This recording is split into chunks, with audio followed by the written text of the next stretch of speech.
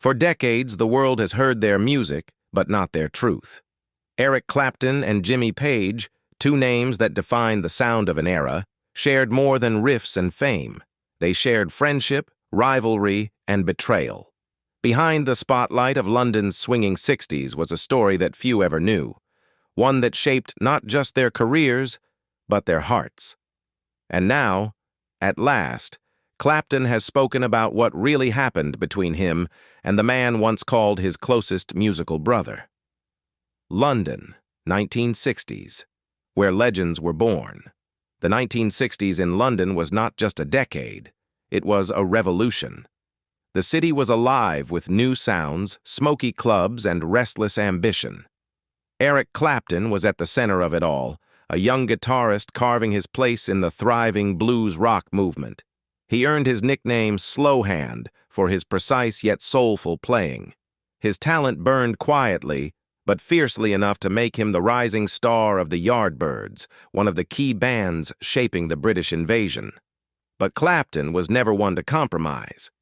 When the Yardbirds began drifting toward a more commercial pop sound in early 1965, he walked away, a decision that shocked his peers but defined his integrity. Jimmy Page, meanwhile, was working behind the scenes, not yet the rock god he would become, but already one of London's most respected session musicians. His guitar was everywhere, on records by The Who, The Kinks, and even pop stars who barely knew his name. Page wasn't chasing fame. He was mastering sound itself. His technical skill, versatility, and quiet ambition made him a legend among musicians before the public ever knew who he was. It was only a matter of time before their paths crossed. When Clapton left the Yardbirds, he suggested that Page should replace him. But Page, comfortable in his lucrative studio career, declined, and instead recommended another young guitarist, Jeff Beck. That one decision would link all three men in rock history forever. But for Clapton and Page, it was only the beginning of something far deeper, a friendship built on admiration and a shared devotion to the blues. During those nights in London, their bond grew.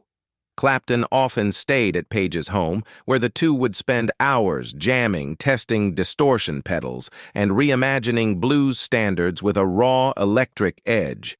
They were not just musicians, they were explorers of sound. London's music scene was tight-knit, and the pair became part of an inner circle that understood each other's hunger to push boundaries. To anyone watching, it seemed like the start of a lifelong partnership between two guitar geniuses. But within a few short years, that bond would fracture in a way neither of them could undo. The tapes and the betrayal. By 1965, Clapton had joined John Mayall and the Bluesbreakers, a move that cemented his reputation as Britain's greatest young guitarist. His tone, sharp yet aching with emotion, became the sound every aspiring player tried to imitate. Meanwhile, Jimmy Page was quietly dominating London's studio scene, still preferring the anonymity of session work to the chaos of touring. Despite their different paths, their friendship remained strong. Whenever schedules allowed, Clapton and Page met to jam, trading ideas, experimenting with tone, and recording the occasional session for fun, never for profit. Those informal sessions captured two of the most brilliant minds in rock history, exploring pure musical chemistry. But what began as harmless experimentation would soon become the source of their deepest rift. During one of those sessions, the pair recorded a handful of blues tracks, raw, unfiltered, and spontaneous. To them, it was simply two friends enjoying the freedom of sound. However, Andrew Loog Oldham, the flamboyant manager of the Rolling Stones and owner of Immediate Records, had other ideas.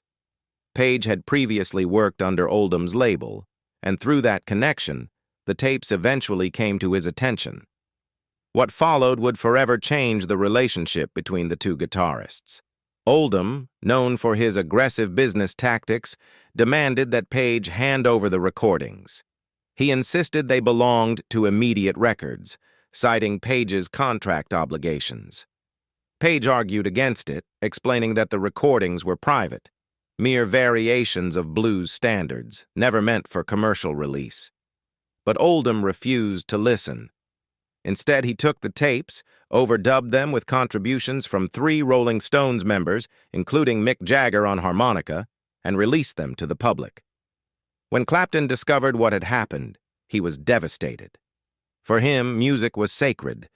Those recordings had represented trust, a bond between 2 artists who played not for fame, but for passion.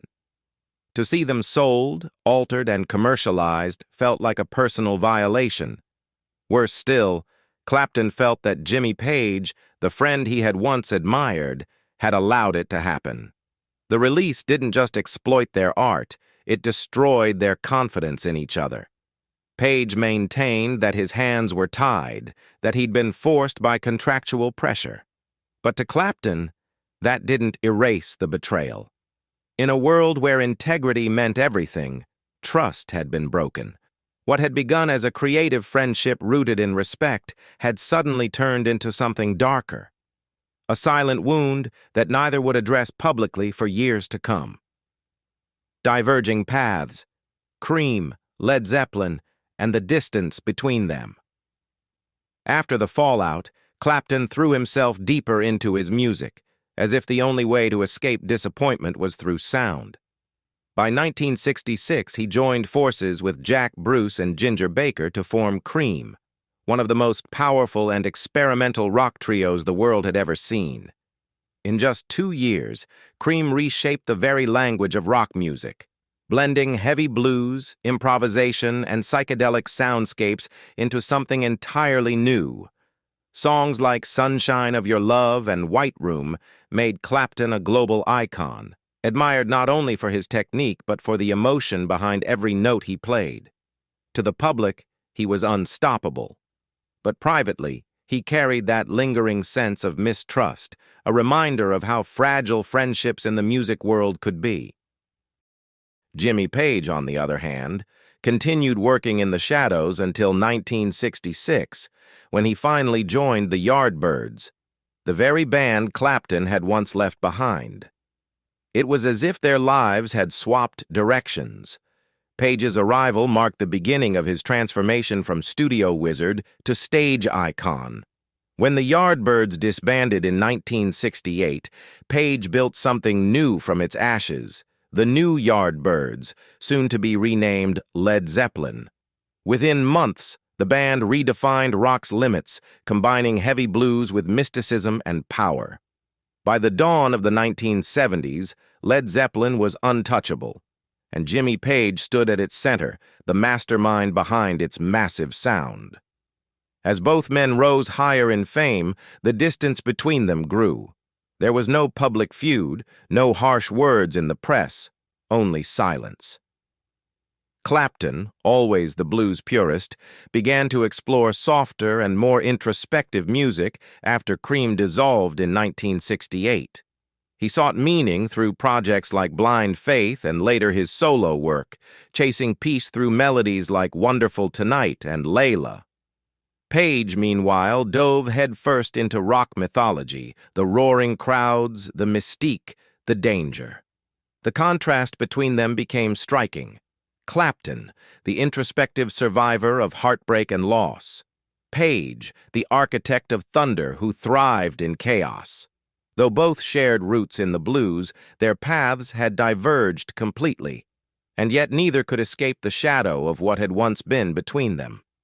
When asked in interviews about Page, Clapton would often speak with brief, measured words, respectful but distant.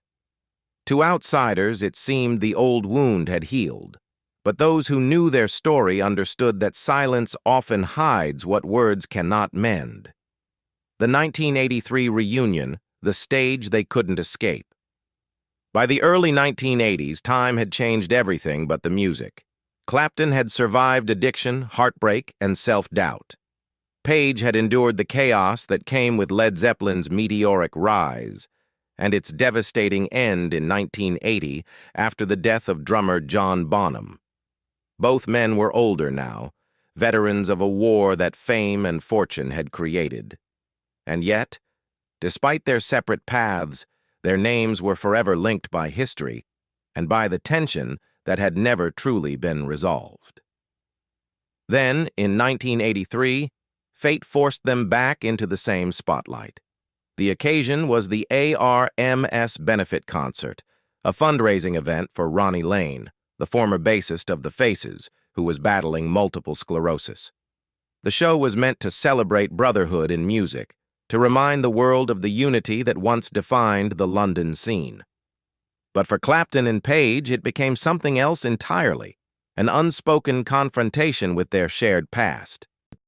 The lineup was extraordinary. Eric Clapton, Jimmy Page, Jeff Beck, Charlie Watts, and Bill Wyman, giants of a generation that had shaped rock itself. For the first time in years, Clapton and Page would perform on the same stage. Fans saw it as a moment of reconciliation. Journalists called it historic, but those who looked closer noticed something different, a quiet tension, the kind that doesn't fade with applause. When the night came, both men performed brilliantly, their guitars echoing through the hall like ghosts from another time. Clapton's playing was restrained but soulful, filled with precision and heart. Page, on the other hand, unleashed the fiery energy that had built Led Zeppelin, bending every note with intensity and mystery. Together their sounds clashed and danced, a reminder of what might have been, had things gone differently. The audience was ecstatic, but between them there was no embrace, no shared glance that hinted at forgiveness. Just music, raw, powerful, and wordless. After the concert, the press speculated endlessly. Were they friends again? Had they buried the past? Clapton avoided the question, telling one reporter, "I think their characters have become very clear." It was a cryptic answer, neither cold nor kind, just factual. Page, as always, said nothing at all. Their silence spoke louder than any song. To the world, they had delivered an unforgettable performance. To each other, it was simply a reminder that time heals many things, but not all. The years of silence. What Clapton never said until now. After the 1983 benefit concert, the years rolled on, and so did the silence. Both Clapton and Page remained active in music, but the warmth that once defined their friendship never returned. Clapton entered a period of introspection, touring, recording, and slowly confronting the ghosts of his past. Fame had given him everything except peace. He'd lost friends to drugs, love to chaos, and years to addiction. Through it all, his music carried traces of regret, not just for what he'd done, but for the relationships that fame had fractured. Among those unspoken regrets was Jimmy Page. Page, meanwhile, withdrew from the spotlight after Led Zeppelin's breakup. He focused on smaller projects, producing and occasionally performing, but he rarely spoke about the past. While Clapton rebuilt himself through vulnerability, Page guarded his silence like armor. It was as if neither man could find the right words to explain what had gone wrong. Decades passed, and their story became one of rock's most whispered legends, a bond that had created beauty, then quietly collapsed under the weight of pride, misunderstanding, and the machinery of the music industry. When journalists asked Clapton about Page, he would respond cautiously. He never attacked, never dramatized. He simply said enough to acknowledge the connection, but never enough to expose the wound. "Jimmy's one of the greats," he once said in the early 1990s. "Always has been. Always will be." It was a statement of admiration, but also distance. Fans wanted more, but Clapton gave none. He didn't want headlines. He wanted peace. Behind closed doors, those who knew him well said that Clapton often looked back at the 1960s with mixed feelings. It was the era that made him, but also the era that took pieces of him he'd never get back. The jam sessions with Page, once full of laughter and experimentation, now existed only as stories in the margins of rock history books. The tapes that had once divided them still circulated among collectors, each copy a haunting reminder of a friendship lost to time. Then, in recent years, when asked again about his early London days, Clapton finally allowed a moment of honesty. He spoke softly, almost like he was remembering something sacred. "Jimmy and I," he said, "we were kids trying to understand life through sound. Sometimes life gets in the way, but what we made back then, that was real. It wasn't an apology, nor a defense, just truth, legacy, reflection, and the final words." By the time both men entered their 70s, the noise of fame had faded, leaving behind only echoes of applause, of guitars, and of moments that could never be repeated. The world had changed, but the names Eric Clapton and Jimmy Page still carried the weight of legend. They had shaped not just an era, but the very foundation of modern rock. Each had walked a different road. Clapton toward introspection and melody, Page toward mysticism and power. Yet beneath those differences lay a shared origin. Two young dreamers from London who once believed that music could explain everything. Time, however, does strange things to memory. What once felt like betrayal can soften into understanding. What once was silence can turn into reflection. For Clapton, speaking openly after decades of restraint was not about reopening wounds, but about closing them. He didn't accuse or defend, he remembered. He remembered the long nights in London clubs where Page's riffs tangled with his own. He remembered the endless debates about tone, the laughter between sessions, the brotherhood that fame would later dissolve. In his recent words, there was no trace of anger, only melancholy. The kind that comes from realizing that youth and friendship are as fragile as the songs they leave behind. Page, for his part, has never publicly revisited their rift. Perhaps he doesn't need to. His silence has always been his statement, measured, proud, and private. Those who have worked with him say he still speaks of Clapton with respect, calling him one of the purest blues players of his generation. That unspoken recognition is perhaps as close to reconciliation as two proud men like them could ever reach. Their story is more than just a tale of two guitarists. It's a reminder that even legends are human, that behind the talent, the fame, and the applause, there are fragile hearts trying to protect what little remains of their truth. The friendship between Eric Clapton and Jimmy Page was once electric. Now it lives in memory, in the recordings, and in the shared legacy that neither can erase. Their story leaves us with a question worth asking. Can broken friendships ever truly heal, or do they just learn to live quietly in memory? Tell us what you think. And if you believe that time can mend what pride once destroyed, don't forget to like, share, and subscribe for more untold stories behind the legends of rock.